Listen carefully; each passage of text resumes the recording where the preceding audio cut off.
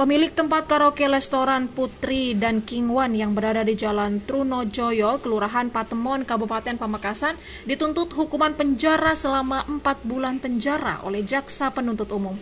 Namun atas pembelaan dari kuasa hukum, tuntutan yang awalnya 4 bulan penjara akhirnya dikurangi menjadi 2 bulan penjara saja.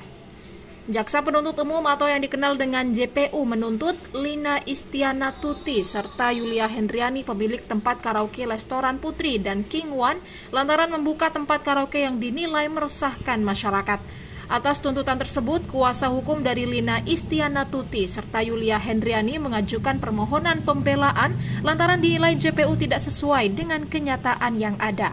Pembelaan tersebut membuahkan hasil yang awalnya dituntut 4 bulan penjara, kini berkurang menjadi 2 bulan, namun pemilik tempat karaoke masih ingin mengajukan banding kembali ke Pengadilan Negeri Surabaya. Kuasa hukum Suhairi mengatakan kliennya tersebut masih ingin mengajukan banding kembali ke Pengadilan Negeri Surabaya lantaran ada beberapa pembelian yang dinyatakan ditolak. Bahkan dirinya langsung bergerak cepat dengan menandatangani surat untuk pengajuan banding ke Surabaya. Dua klien kami ini adalah dipidana selama 2 bulan penjara. Benar-benar dalam hal ini klien kami menyatakan keberatan dengan putusan itu dan melalui kami selaku penasihat hukumnya mengajukan banding terhadap kedua perkara ini dan langsung saya nyatakan hari ini juga, Pak. Dan barusan saya sudah tanda tangan untuk akta bandingnya seperti itu karena tidak puas dengan kami.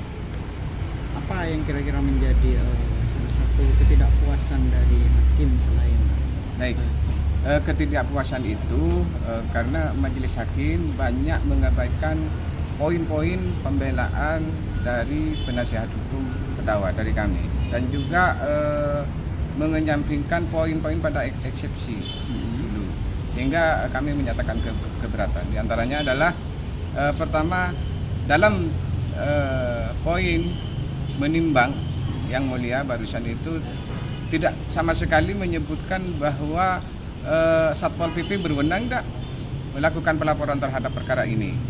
Nah itu jadi pembelaan kami dalam pledoi kemarin itu tidak dipertimbangkan sama sekali oleh yang mulia majelis. Nah karena ini tidak jelas maka putusannya pun menurut saya walaupun sudah diputus seperti itu tetap tidak jelas. Karena apa? Karena siapa yang berwenang melaporkan ini perkara kan harus ada korban. Baik itu korban masyarakat secara luas atau korban individu, baik korban instansi. Ini harus jelas dulu sehingga muncullah suatu rangkaian peristiwa penegakan hukum yang sekarang klien kami divonis 2 bulan penjara itu. Nah ini tidak jelas. Jadi yang mulia barusan tidak mengutip sama sekali siapa sih yang berwenang atau yang punya hak atau yang merasa berkepentingan sehingga harus melapor adanya karaoke ini ke penegak hukum, ke kepolisian. Ini sama sekali tidak dipertimbangkan oleh yang mulia. Nah di sini lemahnya menurut saya dasar putusan yang diucapkan oleh yang mulia barusan. Karena korbannya tidak jelas. Ayo.